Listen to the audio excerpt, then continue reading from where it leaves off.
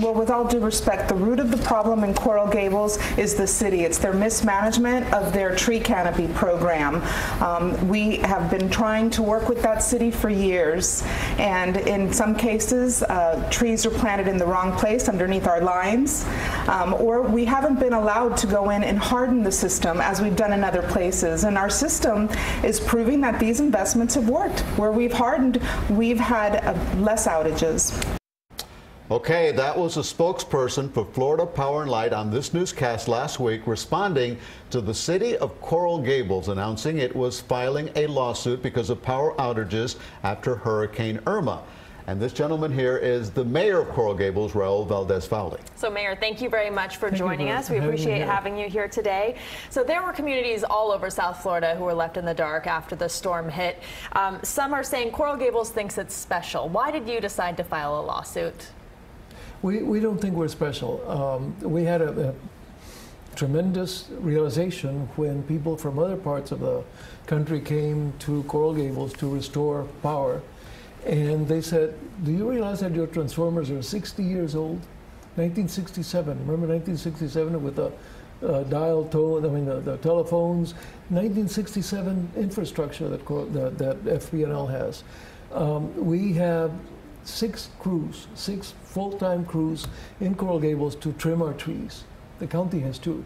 We have 13 square miles and we have 6 crews. They used to trim our trees, and they trimmed their trees that touched the wires, and they stopped doing this 3 or 4 years ago in order to increase our profits from Coral Gables. They increased our tariffs by 23% last year in June of 2016. They have neglected Coral Gables because we're there.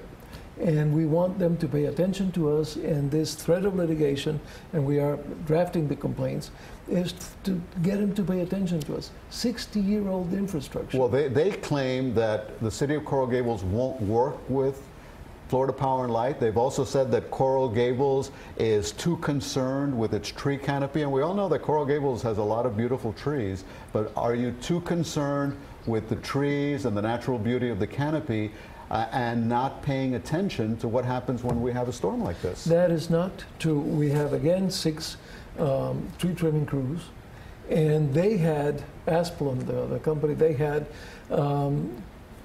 they trimmed their trees, and they trimmed trees that were close to the wires. They stopped doing that 3 years ago. It is their problem, it is their fault, and again, the transformers are 60 years old. I want to know any Coral Gables resident whose lights have not flickered ever. Those are old transformers. Okay. And we have poles that broke in half, because they were ridden with termites. They were rotten, 25-year-old poles that they had, and they haven't replaced them. So your city, Coral Gables, wrote FPL a letter accusing the company of being unprepared. Here's how FPL responded today. They sent a statement saying, for the moment, FPL is electing to treat that letter as uninformed rather than calculatedly inaccurate. The company understands that your communication was intended essentially for your constituency, the city commission, rather than for FPL.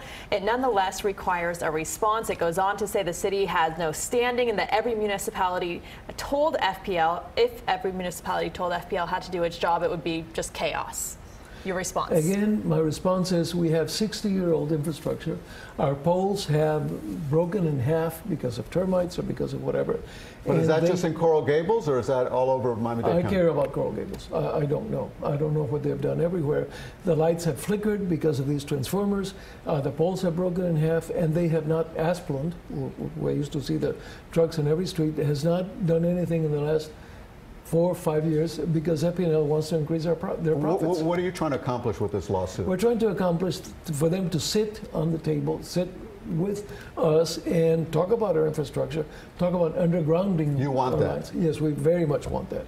Very much want that. We want to talk about solar power, which they're opposed, and look at this amendment that failed where they were against solar power.